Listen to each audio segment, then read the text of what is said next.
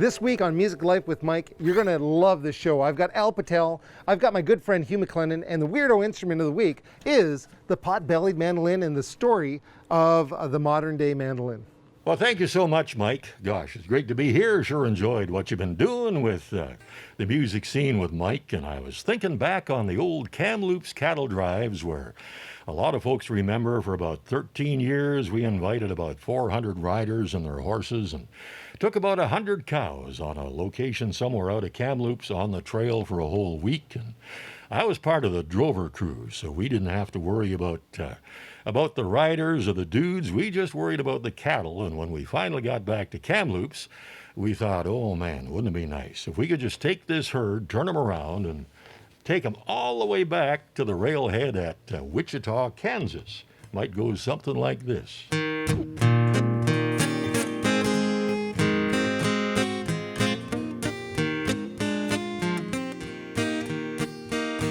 I left my home in Kamloops last July. Signed on with an outfit for a long trail drive. I'm going to see things I never saw. Hope it's nice in Wichita, pushing horns from Kamloops riding high. Well, the first 2 weeks, everything just right. Got balmy days, 50 million stars at night. It's the prettiest place I ever saw, which is nice in Wichita, pushing horns from Kamloops riding high. Well, 2 more weeks and I'm sweated through my seat. Cool drink of water and a little shade would really be a treat. It's the hottest place I ever saw. Hope it's cool in Wichita, pushing horns from Kamloops in the heat. Well, 2 more weeks, it's raining up a flood. Red River's rising up so fast that we're all sweating blood. It's the wettest place I ever saw. Hope it's dry in Wichita, pushing horns from Kamloops in the mud. Well, you better notify my next of kin. There's a gale blowing up so hard I think these rocks are gonna bend. It's the windiest place I ever saw. Hope it's calm in Wichita, pushing horns from Kamloops in the wind. Now as a rule, a man's a fool. When it's hot, he wants it cool. When it's cool, he wants it hot. What he's got, he wants it not. Temperature dropping, I rose down to my soul. Tears bunching up close at night, now they don't seem so bold. It's the chilliest place I ever saw. Hope it's warm in Wichita, pushing horns from Kamloops in the cold. Well, it's getting worse, can you hear that norther blow? There's a blizzard now, we can't see much, we're moving mighty slow. That's the deepest drift I ever saw. Hope it's clear in Wichita, pushing horns from Kamloops in the snow. Guess what? We made it, sold the herd, and I drew my pay. Had a few drinks, got a little poker game underway, but it's the crookedest game I ever saw. Hope I can get out of Wichita, pushing horns from Kamloops, change my ways. Well, now I'm back in Kamloops, saddle sore. They're getting up another herd, gonna make a drive just like before.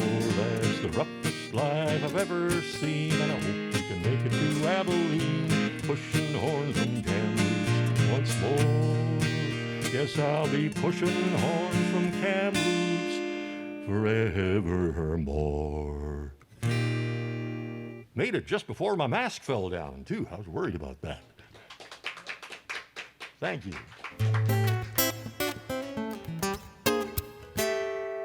My guest for the community section of Music Life with Mike is Al Patel.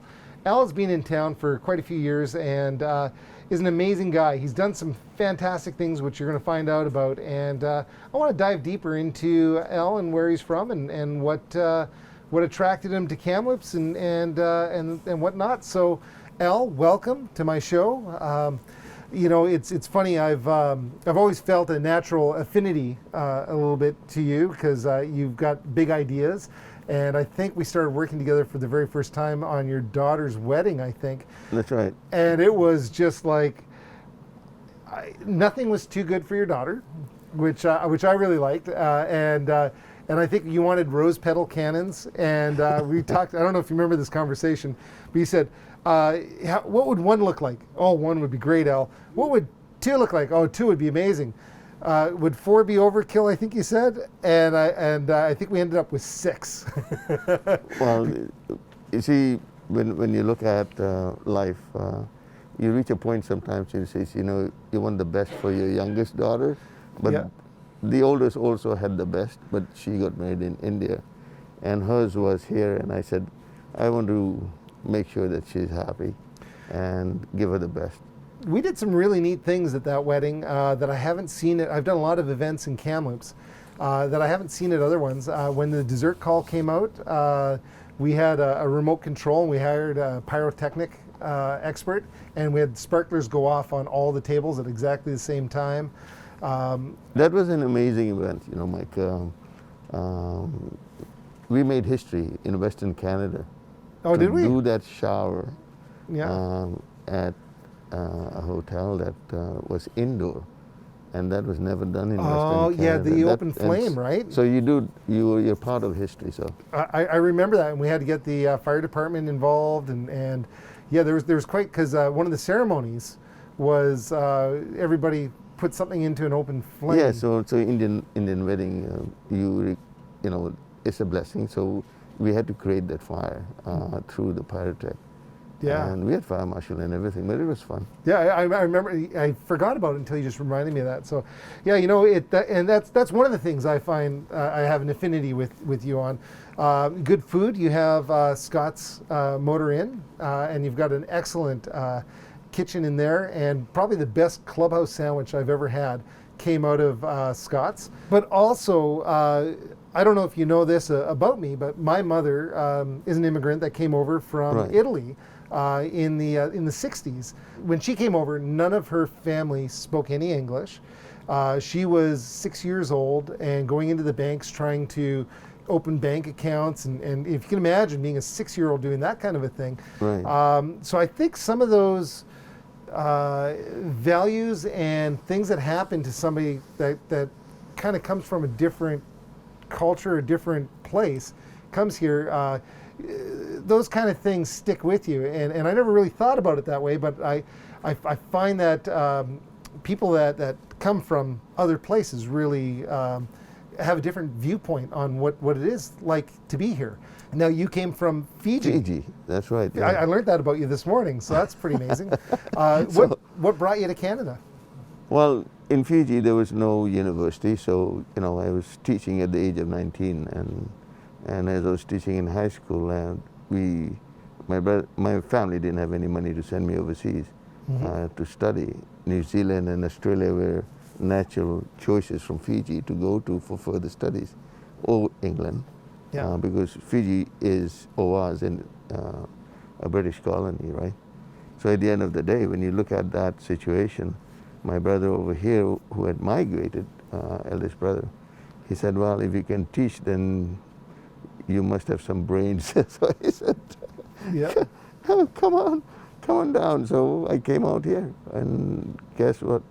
At the end of the day, I had to do some courses again, and in Canada I hated it. It was too cold. I was going to ask you, what time of year did you come here? Well, it was around September, October, and I didn't know what snow looked like. and coming from Fiji, which is Yes. tropical, right? And I had to go to Templeton Secondary School, and I didn't know even how to wear the boots right. So I was wearing the right on the left and the left on the right. Right. And I said to the students there, and I says, I hate snow and I'm walking. He said, why can't you walk? And he says, well, you're wearing the wrong shoes. Oh, in the wrong way. Yeah. wrong way. And I said, oh, okay. So a lot of learning, but life is a learning, and Yeah. no friends. Before we would see anybody that would be East Indian, I'd probably go run and say hi to them. Hi, how's it going? Yeah. But then it says in the Fijian language or the Hindi language, and he says, I don't speak it. And I say, where are you from? You look Indian. Yeah. He says, I'm Ceylonese. So it was a shock, a cultural shock at that time. Yeah, I can only imagine. You know, that's a lovely picture of you, Al. This event that you're at right here in this picture, is this one of your Itch a Wish Foundation events? Yes, Itch a Wish was formed in 2007. Yes. So in the And lifestyle. you founded it pretty much, right? Yeah, so going back, when you touched the subject about where I was, so when we came here, there was no green vegetables. We had a grocery store, or family started a grocery store. Yeah. And in that, funny thing was, people basically were amazed as we can bring these special foods. We didn't realize when we started importing products like produce from Fiji. So Fijian Foods, what kind of foods? Yeah, we used to bring in taro roots. We used to bring in fresh brinjal, eggplant, what they call it. Okay. We used to bring in all kinds of mangoes, green mangoes, ripe mangoes, and stuff like that. Yeah. Even Fijian crabs. So it became a novelty store. From there, we went into a deluxe mart, to a supermarket, to a discount bulk food store, and then we expanded very big. We supplied all of Western Canada, actually. Wow. At that time was Fijian Foods and all that. And our product under the name of Patel's was in there. Oh, okay. I think you've said before to me that you've made millions and lost millions. Well, it's a life cycle, and I tell everybody, I say, you know what, you do not give up. You just move on, and I say, you know what, life is a battle. Challenge it, and move on. And so Kamloops apparently happened to be my destiny after that, when he came in, and Scott's Motor Inn in those. You're right when you said that. I just recall that it was called Scott's Motor Inn. Oh, is it not called that anymore? Well, originally I have pictures there in the restaurant. In my mind's eye, I still see the sign saying that. Yeah, we had the only hotel that had a revolving sign. Yeah. It used to call Scott's, and then we didn't know what we were getting into. We're in the food business and movie business, and here I am. My accountant said, "Why are you getting into this?" I said, "Well, I'm a businessman. Hopefully, I'll make it, right?" Yeah, you'll figure it out. Figured it out. And what year was that you bought Scott's? 89. So 89. Okay. Rocky Mountain Rail Tour, for example, that visits Kamloops. Very prestigious company, yeah. Very prestigious, and I still remember the early days at Peter Armstrong and myself on top of the deck talking about. He says, "I'm going to bring the train across here, Scott's.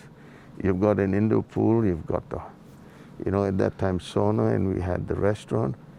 We had everything that Rocky wanted."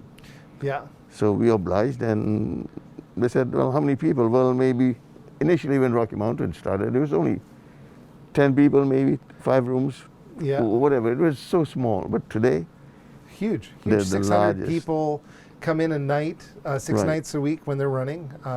I do all their technical stuff for their trains. I see, okay. And their theater productions that they've had over the years, and they've brought a lot in. Oh, that's another great community leader here. Yes, and that, with Rocky, one of the things was that we evolved with that. Yeah. And this is, can you change that, Scott's Motor Inn to Scott's Inn? Oh, really? Okay. Yeah, so we partnered in a way that we gave them everything they wanted. That's how it should be, community, helping other people in the community. I've often said this for years, that if the business that happened in the city stayed in the community, everybody would prosper a lot more. And I'm really proud to hear that from Peter and from your side, that it probably helped you out a lot.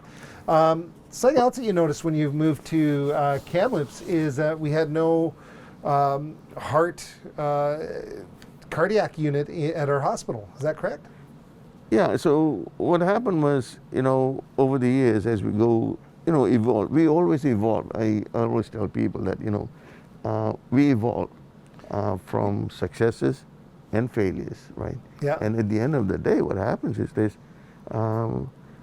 when you don't let go of failures and move into successes, we changed this whole concept of Scots Inn. We gutted everything and brought it to today's standard. Today we compete with the best. Yes, yeah. We've gone 2 major awards, which is the hospitality and the tourism, Businessman of the Year award. Mm-hmm. So these awards don't come lightly. It was from the best of the best. By the way, I teared up a little bit when you won. You gave the best speech when you won Business Person of the Year from the Chamber of Commerce. I remember that, and it was really heartfelt, and I think that was well deserved. Thank you. But yeah. in the process, when you start the struggle and you get your children educated here, and they get educated through different things, and you come to a point where you're the commander and you're the chief running the business, you sit back and you reminisce that I failed. Well, I succeeded with my family in Vancouver when we came here. We succeeded, but when we looked at it and we says, we got to give back to the community, and I urge everybody, and that's why, I got together and I says, it was one of my lowest points in my life that I always say sometimes, you have to hit a low to become a high. Yeah. The adrenaline comes, and my brother had a heart problem, so he had to separate from my business. But at the end of the day, before that, as we were evolving with Scots Inn, my mom died, my dad died, my sister died, my brother died, all of heart problems. Heart, yeah. And my nieces and nephews that were born had heart problems, and they died also. Oh. So to me, I thought, well, I became, when there was nobody but me to decide where the destiny of Scots Inn should be, in 2007, it was a low point in my life because I was alone also in business. How do I go?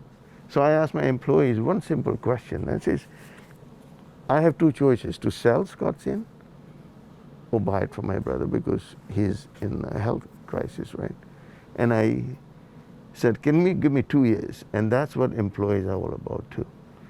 Yeah. We have people that have worked for us.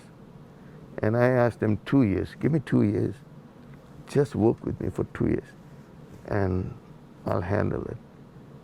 And they did.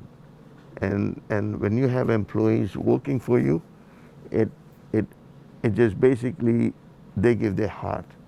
And we guaranteed the jobs right throughout the historical moment of Scots Inn. And 2007 was right before the recession too. Exactly. So that was a tough. I remember that, and even in Canada, we were. I don't know if you felt this, but in the music industry, we felt this. We were about a year lagging behind what everybody else was going on in the world, and it was like, oh, it's not so bad. and then it got pretty tough. Well, the recession of the 80s was where the interest rate went up to 22%. Right? I've heard my dad, this business survived through that somehow, not from without a lot of hard work, that's for sure. Oh yeah, it's blood, sweat and tears. So 25 years of our work, our family, the empire just basically, we didn't go bankrupt, but we had to sell, we have my mom and dad always said, do not owe anybody money. Do not pay whatever debt you have. Yeah. Pay it out. Otherwise, that's not the life cycle we should have. Do not go bankrupt, and because those guys have also earned money in their processes. If you go bankrupt, what happens to them? So we decided that we'll sell everything and pay everybody up.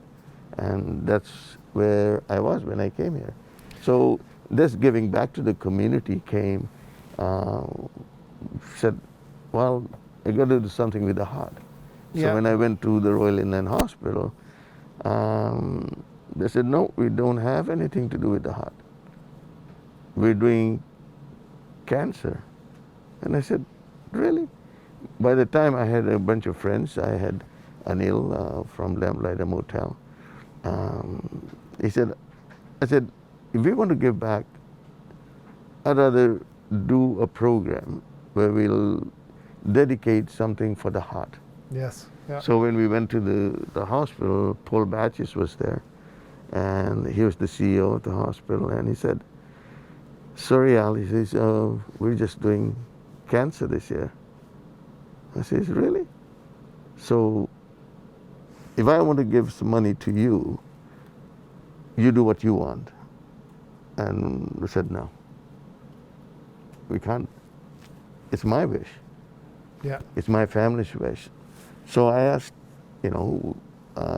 the supporters, the businesses that were behind me, and he says, "Well, that is not the way we wanted to do." So, and I said to them, I said, "Look, there are cancer. People die of cancer. People die of heart. Two worst diseases that we have." And they agreed, okay, let's do. So, we says, Paul Batches went to the foundation, and I says, our money is going to a general fund. We want very specific designation to our fund, and we said, "What will you call it?" And I said, "We'll call it the Itcha-Wish Fund." Itcha-Wish. So Itcha-Wish Fund is I what am we call it. so glad that you're here and we're talking about this, because I think it's a wonderful program that you've started. We've helped you out with some of your events in the past. Oh, you've helped with most of the events, yes. Yeah, and one thing I sometimes you just don't ask and you just never know. And I always thought it was Ika, first of all. And then today you said, no, this is in India's major languages. Itcha means wish. Yes. So it's now it makes total sense to me. I feel like I've learned something more about it. What have you done so far with Itcha-Wish? Well, Itcha-Wish, when we first did, I always blame some things to the political arena. Yeah. And our health care depends on what the government decides. Sure. Right? Yeah. Because it was in the interior, so that's what it is. So we were at the mercy of the healthcare system. And when we went and asked for doing something for the heart, they says, "No." "Or we're doing something for cancer." And they says, "Oh, well, we're going to give you 50,000 for 3 years," was our program. Yeah. And So 50,000 a year. right. For 3 years was your goal. So Okay. Initially started with put the money where the mouth is, kind of a story. And that's a lot of money. $50,000. That's Yeah, so I said, well, I'll put in 10, and then Anil from Lamplighter Motel said, I'll give 10. And this is how the seed was planted. We had, Mr. Parekh's brother, Hasmukh, also gave 10. And there was Acadian Motel owner. He says, I'll give 10. I didn't know the realization, but they were also affected by the heart problems. Mm-hmm. And then came Dr. Baskow, and he finally, tipped the first 50,000 by giving us 15,000. So we were at 55, and this is how the seed was planted. We gave the hospital on the 8th floor, I think, at the cancer clinic, a studio where people can see what their problems are, diagnostics, and talk to Kelowna or Vancouver with the oncologist. That was a huge plus, because anybody having cancer is traumatic in itself. Sure, yeah. And then all of a sudden, guess what? They have to travel just to talk to their oncologist. What's wrong with me? And if you're not feeling well, a 2-hour travel to Kelowna is even huge. 4 to Vancouver, or and then to come out. Vancouver or wherever, yeah. And the anxiety, right? So that's where it hit home to us, and I says, wow, we didn't do too bad. In Royal Inland Hospital in 2008, 2009, we replaced 20 years old equipment that monitors the heart. That's in the 21st century. That's outrageous. In 20 years, I was just going to say, in 20 years, this technology time right now, yeah, it's. What was your cell phone like 20 years ago? And Did I have a cell they phone? were still using those monitors that that goes and then pumping to see the blood pressure, and Yeah. so we hit target, and the nurses, the head nurse herself said to me, said, wow, we were guessing at times. It's so accurate, we use that equipment all the time. Yeah, And then good. from there, we escalated our progress. So to date, how much have you raised for? Do you know that number right offhand? Oh, we're hitting about 1.8, pretty close to 2 million. That's amazing. And we started going from department to department asking. They didn't even have a portable X-ray machine. We gave them that. We had doctors that knew how to remove kidney stones. Can you imagine? I said to the people that when I look at them and I say, a doctor knows how to remove kidney stones. They didn't have a kidney stone removal machine here.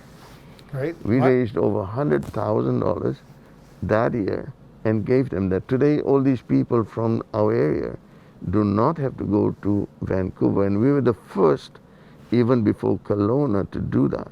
Well, you know what, Al? It's an inspiration.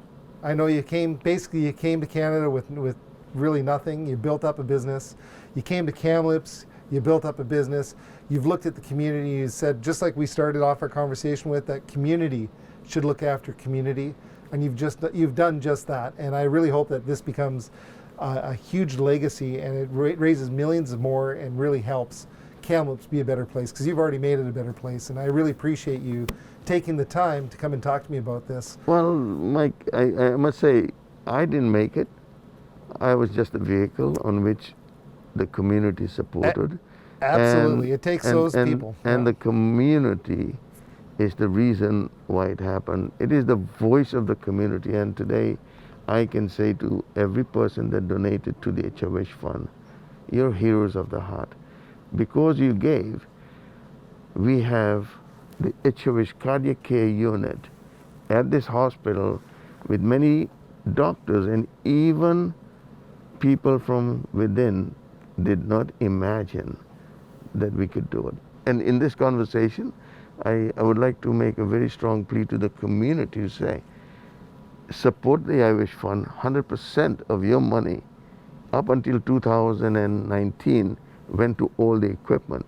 Now the costs are getting bigger because we're going into bigger campaign, and we have to reach the people to say, come on, help us, help you. Well, Al, I think this is amazing, and as you know, I support it. So if you're interested in supporting YWCA Foundation, you can go to the website, YWCA.com. No, it's iwishfund.com. iwishfund.com. So go check it out. This is something that's huge for Kamloops. Al's done a really great job. He's a great guy. Go to Scott's Inn, have one of his fantastic clubhouse sandwiches. You won't be disappointed, I promise. But coming up next, you're going to be amazed at the history of the Pot-Bellied Mandolin and what it's turned into. Stay tuned for that. One of the weirdo instruments that I wanted to share is my collection of Pot-Bellied Mandolins. They weren't always called Pot-Bellied Mandolins. They were called mandolins, but their style was built in this kind of a build style, which was really prevalent for hundreds of years. Going back to lute making, it's very similar how they made lutes.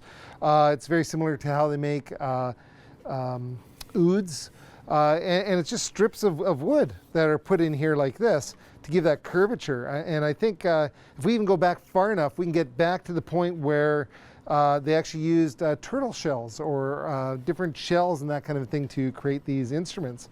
And there's an interesting thing that happened in 1898 with these instruments. But as a guitar builder, I thought I would share sort of some of the interesting things that go on with these instruments. From the geared tuning machine heads that are on it, to the nickel silver frets that they have. But just in the design construction, if we look, we can see that top actually has a break in it. You see how it goes straight and then there's a break, and the bridge is right at that break point. That's to give more downward pressure onto the bridge, because a lot of the times if you have a flat top, you don't have enough pressure going down to really affect any kind of tone. The back was curved, so it focused more energy out of the instrument. And this is kind of like the inverse instrument that I need to play, because I've got the wrong belly shape for this guy. But they're very, very cool little instruments. And I've got a fairly decent collection. Ones that we're repairing as well. You know, just in just different states, but they're all very similar. And I love looking at how they did the tuners. Like this plate is on the front here, and this one's more a newer one that's on the back. But you know, as you go through and you're having a look at these guys, this one, I should do a story one day on actually restoring this one because it's cracked. And sometimes this was actually tortoiseshell that was in there. Look at that one. Hey, you know, it's beautiful work. And this is a time it was all done by hand, which is kind of neat. And just the evolutionary progress of these mandolins is really, really interesting. Different pieces, Indian rosewood that's in here. This is like a bird's eye maple with what looks like walnut, or maybe this is Brazilian rosewood. I think that's, or zirconi maybe? Anyways, it's just really interesting how these guys have been made. And quite often you'll see like fabric on the inside that is used to strengthen these pieces as well. And I imagine it probably helps out with some of the tonal aspects as well. But something happened to change from the pot-belly mandolin into a new style. And this was originally built and patented in 1898 by the Gibson Mandolin Guitar Company. And this is one of our collection's instruments. It's the Gibson. This is a 1915-ish mandolin. And it's very, very cool. And what they did differently, you notice it's missing the pot belly. So because it's missing that pot, they did some other unique things to get the sound, including, instead of bending the top, they carved the top so it's kind of bulbous, sticks up higher like this, and it gave a tremendous sound to it. So when I play the original for you, I have one in this case here that I've tuned up. This one's a beautiful, beautiful piece, a lot of custom parts that go to this, like the binding across here. It's got some side ports in here. It's the first time I've seen the mandolin with side ports. And you can see how many pieces that are in here. It's really quite complex. The machine heads, you know, like this all had to be built specifically for this instrument. And this particular one is Pietro Tonelli mandolin. You can see they've actually put some pieces up in here of felt to dampen the O-rings on both sides. That's what this does as well. But the mandolin itself,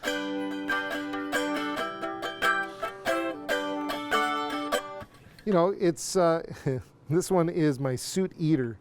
It's just destroyed my jacket today. All these little pins, but it's very cool, very ornate. That's the sound of the pot-belly mandolin. Then this guy came out and built the Gibson mandolin, which was a lot smaller, a lot more comfortable to play, but the tone on it,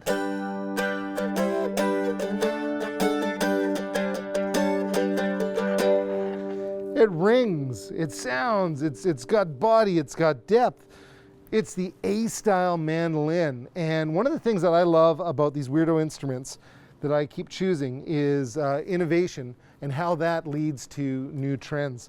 Pretty much once this came out, this innovation was so great, it sounded so much better, it was so much more comfortable to play, that the pot-belly mandolin disappeared from favor.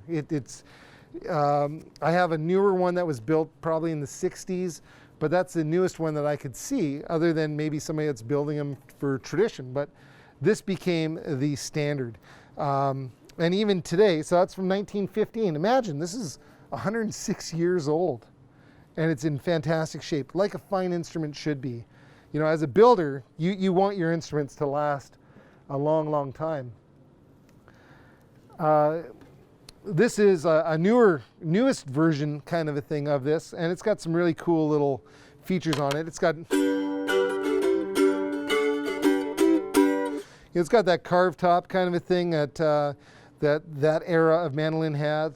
But they've done some interesting things to this mandolin as well, including this. I don't know if you see on the back here, but there's a big, heavy metal plate. And this is something that they've patented.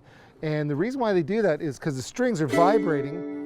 And in order not to vibrate and have lost energy in the neck, they make it have more mass so that it can't vibrate it. So then the string has to vibrate more of the body. So just when you think that there can't be new things and new ideas, there's one. And there's always new things coming out. And that's what I love about the musical industry is that innovation leads manufacturing and leads guys playing different things and being creative. So whether you're Cher doing the robot voice for the first time, or you're Lloyd Lohr and Orville Gibson building the first carved top mandolin in 1915, innovation has its place in music, and this is the Weirdo Instrument of the Week.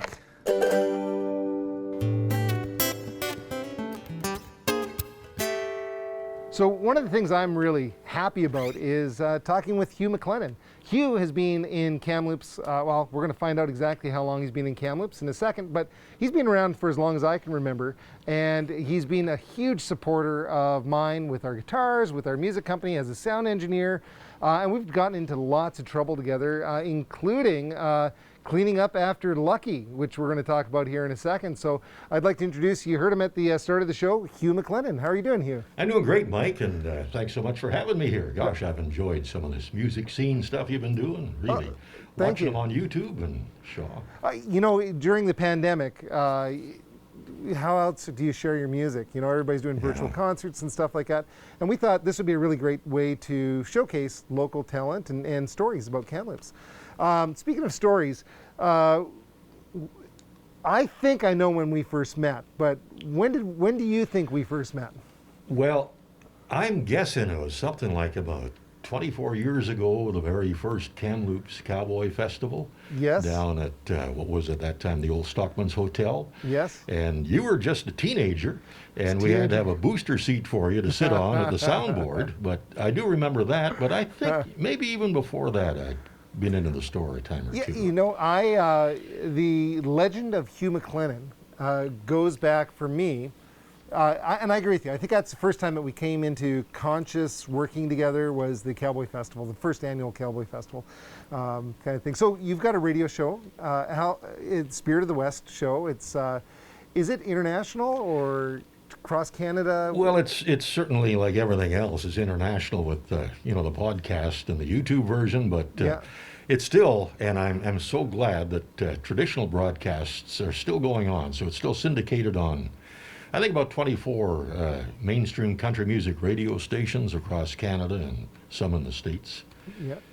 But it's interesting how this whole merger of the digital world and the traditional broadcast world is happening. And years ago, when the internet first started, well, every once in a while, something that was actually carried by a mainstream outlet would show up on the internet. And now a lot of traditional broadcasters get most of their content off the web, you know, and that's all. Nobody knows how that convergence is going to play out. Yeah, it's going to be interesting for sure. And you interview a lot of ranching lifestyle, cowboy lifestyle, that kind of thing is your specialty of your show, right? Well, that was always my passion. You know, I was involved with the British Columbia Cattlemen's Association for years and on the Public Affairs and Education Committee. And we realized that, you know, we have this wonderful culture around our ranching traditions that includes, of course, the beautiful music of the West. Started way back in, you know, the early part of the century and passed down in the oral folk tradition. And it was one of the foundations of today's modern country music. We also have all of the, you know, the artwork and the Western photographers and the leather work and the gear makers and the saddle makers. Silversmiths. And, silversmiths, exactly. And this is such a big part of our culture. I thought, you know, probably 95% of the population has no awareness of this culture. And so that was what I felt was just really important to try and make people aware of. It's super cool. You know, when I started doing events like the main event, the Cowboy Festival. There's always a trade show component to those kind of things. Yeah. And you really get to meet people, and you realize that the community is small and tight and very friendly and supportive. Yeah, and you even actually got to clean the horse manure out of Lucky's box stall for me in a main event in Red Deer. That's right, yeah. You And know, that was being a self-proclaimed city slicker here in Kamloops, there's not very many opportunities for me to play with horses. And your horse, Lucky, how old is Lucky now? You know, believe it or not, she's 36 years old, as far as we 36. know. And I just talked to her this morning. She said, be sure and say hi to my friend Mike. Yeah. I wish he'd come around. He does a better job of cleaning my pen than you do. Yeah, right. But I remember, a bit of an adventure we had. I'd never played a river song guitar before. Yeah. And we always did cowboy church on horseback. Yes. In the round pen Sunday mornings. And I would had an agreement with the cowboy preacher, Bryn Thiessen. Bryn He doesn't Thiessen, sing yeah. and I don't preach. So we got along great. But the Alberta Donkey and Mule Association provided us with a couple of big, beautiful mules. I remember And the that, one I yeah. had was almost 17 hands high. Yeah. And she was a little jumpy, and she'd never, I don't think, had a cowboy sitting on her playing a guitar. And you loaned me one of the earlier versions of the river songs. Yes, And I remember I climbed up on that mule, and your hands were shaking a little bit when you handed me that beautiful guitar. Like, I hope this doesn't result in a, Right, if that yeah. mule bucks him off, I don't care if he gets hurt, but please don't break the guitar. Remember that? Cushion your the fall of the guitar with your body, please. Yeah. Okay. Yeah.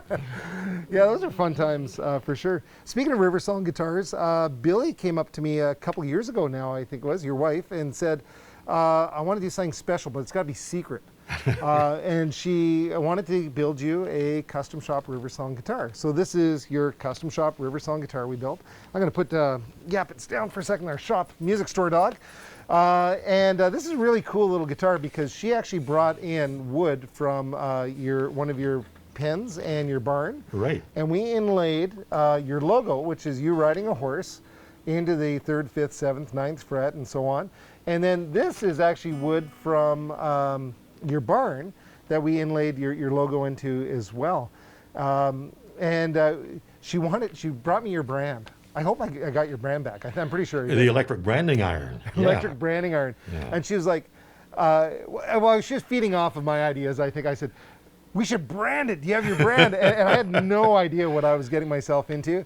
And this scary brand came in because it heats up like orangey red hot. Oh, you know? yeah. And I decided to test it out onto a test guitar first. And the moment I put that brand onto that test guitar, it erupted into flames, like unbelievable flames. Yeah. It was like Almost burned down the factory there. yeah. So I remember you can't stomp out a guitar box. You know? So you got the fire extinguisher. Yes, we abandoned the branding of the guitar idea, but I put in Lucky's horsehair into your guitar, and you can see a lock of it through the sound port. You know, that's one of the most special things you could have done. Like right across the diffuser disc is a beautifully braided strand of Lucky's tail hair. Like she's a buckskin. Her body is just almost a creamy yellow, almost the color of the spruce top on the guitar. Oh, really? Yeah. And her mane and tail and the lower part of her legs are almost black, and that's her tail hair. And that is just something so special. I mean, and when you finally got around to presenting me with this, I had no idea that this was happening. Man, I had it out in front of you, put it on a stand, and it's still nothing, right? I mean, that was a great situation. It was a show that the Western Spirit Band was doing the night before the main event started in the Westerner Complex in Red Deer. Red Deer, yeah. And it was a reunion for all the Spirit of the West cruisers, and we probably had 100 or 150 people in there. This whole room full of cowboy hats, and you and the crew were doing sound for the main event in Red Deer. Yes, Because they found nobody can do it better. And Billy and I are busy visiting with all of our people there, and you just got the sound system set up. And next thing I know, here's Mike Miltimore up at the mic in his ponytail and long hair and beard in this room full of cowboy hats, trying to get everybody's attention. Nobody would pay attention to me. Nobody. It was like, What's this guy hello? doing? You know, the louder I'd go, you know. And then you called me up and told the story about what you had and put this guitar in my hands, and it was just One of the things I loved about building this guitar for you was Billy would phone me, and I always felt like it was some sort of spy show. She's in the closet quietly talking. Hey, Mike, Hugh's just outside, but this is what's going on now, and do you think about this? And it was just like, it was such a fun. I hope Billy, did you have fun with that process? She loves that kind of stuff. You know, she is so good at, you know, those kind of surprises. Oh, it's so fun. And, yeah. Oh gosh, that was there are a couple of pictures of you and her, and the looks on your face because he has no idea what we're up to. Just wait till he sees this. So, it was so much fun. She was really great with that. So, you were also you were saying a song at the start of the show about the cattle run. So we used to have a cattle run that ran through Kamloops here, and you're one of the ranch hands on that. Well, this started, I think, with the 75th anniversary of the British Columbia Department of Agriculture, Ministry of Agriculture. Yeah. Back in, 93, I think. And they decided they would put on a ceremonial cattle drive, and the first one came from down in the Nicola Valley. Might have been the Nicola Ranch, I think. And it turned out to be such a huge success that they continued it for 13 years. Yeah. And they had a huge crew of wranglers and anybody that wanted to sign up. And you know what inspired it was the movie City Slickers with Billy Crystal. Yeah, that's a great movie. That just really gave it a boost. And we just kind of, piggybacked onto the enthusiasm for that from Did City anybody Slickers. get bit by a rattlesnake? There's so many things that you will never know. Yeah, I bet. I don't think 2 or 3 people died. I don't know on the drive, but They're out there somewhere. But it was a wonderful, wonderful thing to draw attention to the ranching traditions of Kamloops, and like I was talking about, you know, the history of our part of the West. And I'd be riding along beside somebody from Vancouver who would be very negative about agriculture, particularly animal agriculture, and they would see how mother cows take their calves up into these sagebrush-covered hills and raise them all summer. Cowboys and cowgirls actually spend their days on horseback looking after these cattle, and they were just amazed. And I saw so many of them just completely change their whole opinion and tell their friends about it. So it did so much for Kamloops. You know. It was amazing. We should bring it back. There's stories there too. Oh boy. I really appreciate you coming out today, and as always, did you ever go to the O'Keefe Ranch Cowboy Festival? Oh, you bet. Yeah. So I think we probably met there because I was the sound engineer. Yes, actually, and I have a cassette of one of the performances that we did very early on with Butch Falk. And, Butch Falk, Shirley Field, maybe? Shirley Field and Matt Johnson, and you were doing the sound, and you actually plugged in a cassette recorder. I was so young, I didn't even have a driver's license. I couldn't drive. I was like 14 or 15 years old, and my dad would drive me out there. I'd set up the gear, and that was... I really felt connected with the cowboy festivals and that group of people. It was really, really a lot of fun. All right, so you're going to finish the show off for us. What's your last song going to be that you're going to play?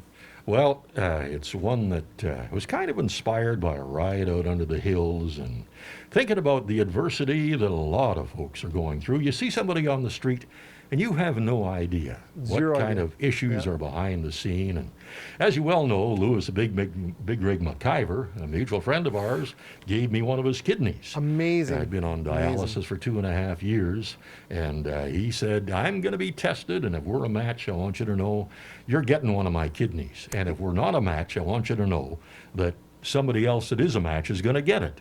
Boy, did that take the pressure off. So anyway, those all kind of inspired a song that I wrote called A Little Bit Past Our Prime. When you get through this, the sky's a little deeper blue. All right, well, let's hear that song with Hugh Mcclendon.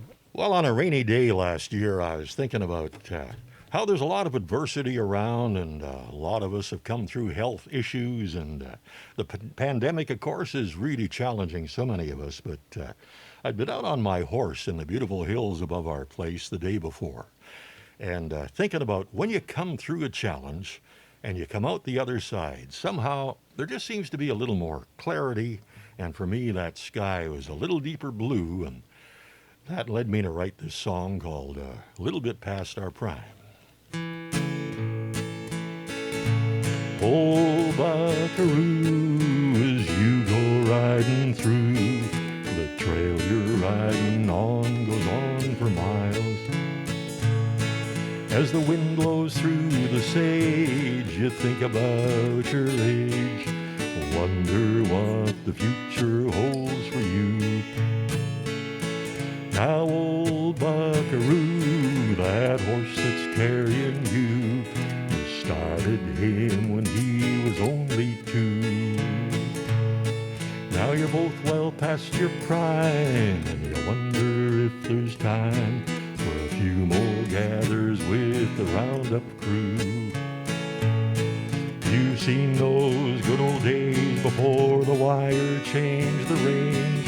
You still saddle up at sunrise every day, and that good old cowboy pride gets stronger with each ride, as your days start winding down to a precious few. Now old Buckaroo, you know one thing is true, in spite of all the wrecks you both been through. As long as you can ride, your soul is satisfied, and that old horse still thinks the world of you. You've seen those good old days before the wire changed the range. You still saddle up at sunrise every day, and that good old cowboy pride gets stronger with each ride. And it seems these days the sky's a deeper blue, old Buckaroo. Thank you.